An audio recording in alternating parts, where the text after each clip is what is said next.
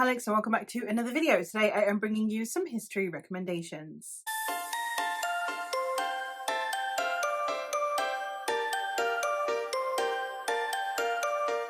I have been working my way through trying to read more historical fiction. It is one of my favourite genres and I really should read more of it. I have compiled a list of some of the historical fictions that I've read recently within the last 6 months or so at time of filming this, and I thought I would talk you through them. I have 2 historical romance recommendations as well as 4 historical fiction recommendations. I will leave timestamps down below as I do know that they do tend to have quite different audiences, so you might be interested in one but not the other. With that in mind, let's get into the recommendations. The first 2 that I'm going to talk about are the historical romance recommendations. So again, if you're not interested in romance, then go skip ahead. The 2 that I have are less about a book and more about an author. I have 2 authors to recommend. The first one is one that I have talked about at length throughout my channel, and that is Tessa Dare. Tessa Dare is the author of many a Regency romance series. I have read 3 of her 5 series, at least up to date in them. I have read the Girl Meets Duke series, which starts with the Duchess deal. I have read the Spindle Cove series, which starts with A Night to Surrender. I have read the Castles Ever After series, which starts with, I believe, with When a Scot Ties the Knot, maybe? I'm less sure on which one that starts with because those are all standalones. And then I also read the book that joins Spindle Cove and Castles Ever After. So I've read quite a few of hers. I've also read all the novellas and short stories that are in those series, and I've read also a couple of her standalone novellas. So I've read a lot by Tessa Dare in the last year or so, and I have been having a great time. I find her prose really addictive, and she's hitting all the spots that I want her to. These are spicy-ish. They're not very spicy, but they do have spice in them, which I know a lot of people kind of resort to Regency romance because they tend to be cleaner, so do bear that in mind. These do have spice in them. She just does a really good job of being addictive, of having her tone be neutral and vague enough that it doesn't feel out of place, but at the same time doesn't feel too convoluted to read. And I also found that some of the discussions that we're having around women of the time period are done well, because we're not writing modern women. One of the things I actually struggle with, and I know that sounds weird because obviously women have an easier time now, not much easier if the world is anything to go by, but we have an easier time of certain things now. But one of the things that I kind of struggle with is when I'm reading a Regency romance and a girl feels very much like a modern woman. I don't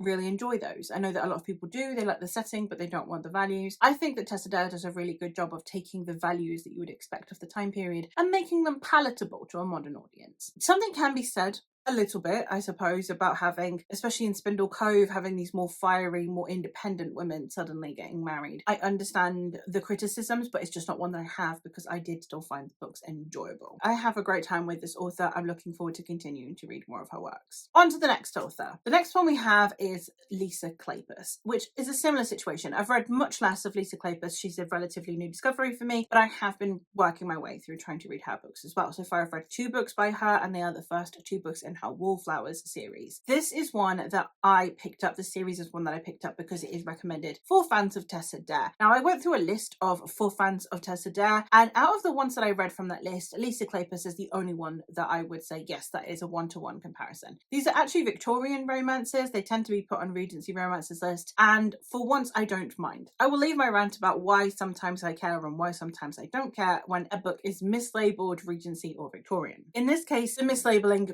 doesn't matter in the slightest, and I think that it does a really good job of depicting the struggles that women would have gone through at the time, especially because we're following the Victorian era, which means we are following the decline in the aristocracy. For the most part, I had a really good time with the 2 that I've read so far. I am looking forward to continuing. I'm definitely going to dive in more and more into her works, and I would recommend both of these. If you are looking for a Victorian Regency romance, you want something that's a bit Austen-esque but more modern with a bit of spice in it, these are a good shout. And now for the non-romance fans, for the straight up historical fiction fans, this is definitely more my jam, but I am slacking lately, so it's something that I definitely need to pick up more. I think it'll be easier once I move to the UK, which possibly has happened by the time this video goes up. I am looking forward to being able to discover more, because I can't find them platformed to the same degree, but then Waterstones tend to promote them really well. So that's my hope. I am looking forward to reading more in this genre, but the 4 that I have read recently that I have to recommend to you are as follows. The first one I have is The King's Sister by Anne O'Brien. Anne O'Brien is an author that pretty much every time I do a historical fiction recommends video of any kind, she will come up. I would say that she is probably my favorite historical fiction author when it comes to my niche of history, which is that we take women from normally either late medieval or very, very early modern era. So we're talking from like Edward III through to the Tudors. That's kind of my reign of interest, and these women are from that time period, and it will highlight the lives of women and not just queens. You know, we're not just following Philippa of no, we are following, in this case we are following Elizabeth of Lancaster, who is the sister of who would eventually become Henry IV. She's also the daughter of John of Gaunt, who was a very prominent figure in British history. So she's led an interesting life, and she had interesting husbands as well as interesting connections with royalty, etc. She was also at the forefront and very present in a lot of the big happenings during this time period, and getting it from a woman's perspective I always find really interesting, because it's less about battles and glory and money and more about stability and security, but also about doing what they believe is right, who they choose to support within these conflicts that are happening within a family. Do you support your brother, your father, your husband, your friend? Who do you support in these conflicts where it's life or death? It was actually a lot more emotional than I thought it was going to be as well. I didn't cry or anything, but it had a lot of emotion, and I had a great time with it, and I'd highly recommend that you check out one of her books. Any of them that sound interesting to you, it will probably be good. I love reading her books. Another one that is also following another real person from history, we have The Maiden by Kate Foster. This one is following Christian Nimmo, who was a woman who was accused of murdering her lover, and it was highly publicized throughout the time period because it was a noble woman who was accused of murder. It's set in the late 17th century, so we are following the way that women's behavior was monitored. This is actually told from 2 perspectives and 2 timelines. So we have Christian Nimmo in 2 timelines. We have her as we follow her trial, and then we also have her when she is younger, and how this supposed romantic link with the man who was her uncle by marriage,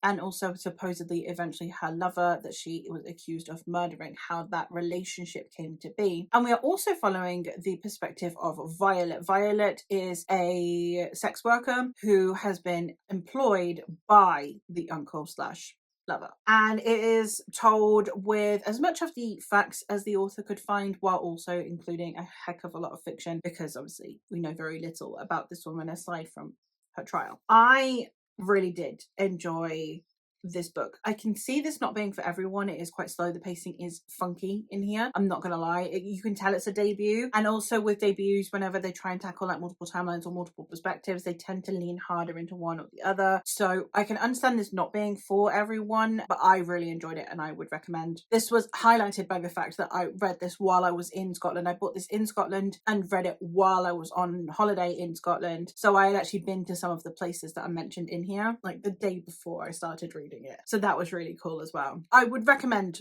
you check this one out if it sounds interesting to you. The last one I have that is following a real person in history is, of course, Hamnet by Maggie O'Farrell. I mean, the movie is probably one of the best movies I've watched in recent years. I loved the film. Another one that I also watched while I was in Scotland. I read this book not long after returning from having visited Stratford-upon-Avon. My family are from Coventry, which is very close to Stratford-upon-Avon. So when we went to visit them last summer, in summer of 2025, we did go to Stratford. And so reading this immediately after returning from Stratford felt very poignant, and we're seeing his father's house, and we're seeing his house, we're seeing Anne Hathaway, or in this Agnes Hathaway's family home. We see all of those things depicted in here, and it was so awesome to read it right after. But this is an incredible book. It is a very emotional book, and it is a very beautifully told book. It's a very powerful story, and we are not actually getting the life of Shakespeare. We're getting the life of everyone else. We're getting his family. The main perspective that we get is Agnes, also known known as Anne Hathaway, who was Shakespeare's wife. And then we are also seeing eventually her relations with the children that they have, including his only son, Hamlet. The ending of this book is really powerful, but also it reshapes the way I read a play, which is impressive. A play that I have been reading for years. So yeah, I think it just did a really good job of evoking that emotion without leaning on, because this guy is famous, so you'll be interested, you know, and I think he did a really good job of that. So I would highly recommend, especially if you're wanting to be got in the feels with a historical fiction. And the last one I have to talk about today is one that is not about a real historical figure, but is still historical fiction, and that is Fair Rosaline by Natasha Solomons. This one is a retelling or reimagining of Romeo and Juliet from the perspective of Rosaline. Rosaline is a character in the play who is the reason that Romeo goes to the Capulet ball. At the start of the play, we have where Romeo is in love with, absolutely obsessed with, would cleave his soul out for Fair Rosaline, and then eventually shows up at the Capulet ball to try and seduce her, and when he is rejected, he instead becomes interested in her cousin Juliet. This story then takes that from the perspective of Rosaline, and I think it was done in a really interesting way. Now, this is taking it from a standpoint that I have never considered before. So I have always, never thought of Romeo and Juliet as a romance. It's a tragedy. You can't call it a romance when a load of people die because a couple of teenagers get caught in their feelings for 3 days. Anyway, that's beside the point. Also, I've always thought of Romeo as a bit of a fuckboy because yes, Rosaline came first and he could never love again until a day later. You know, he was a teenage boy with hormones. Anyone thinking that this is like the greatest love story ever told? No. So, besides the point, we have in this angle it being told where Romeo is manipulative and abusive, and it's done in a very intense way. I would check content warnings. Never in my life did I think a book would redeem Tybalt for me. Don't get me wrong, I don't hate Tybalt like everyone else does, but at no point did I think my favorite character, my favorite man in Romeo and fucking Juliet, I never thought it would be Tybalt. And alas, here we are. Don't get me wrong, she did a really good job of Benvolio as well, who is a character that I've always really liked in Romeo and Juliet. So she handled a lot of the characters that I love in a really interesting way and in a really exciting way, while not being disrespectful to the play. It might be a little bit disrespectful, I suppose, to the people that have read that play and thought, that's what love is. Maybe.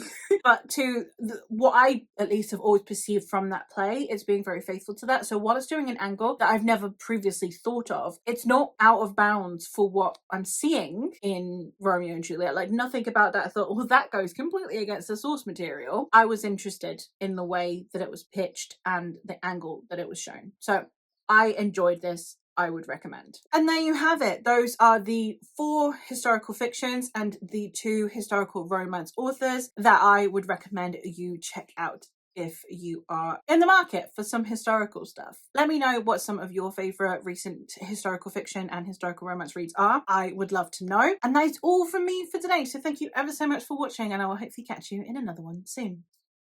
Bye!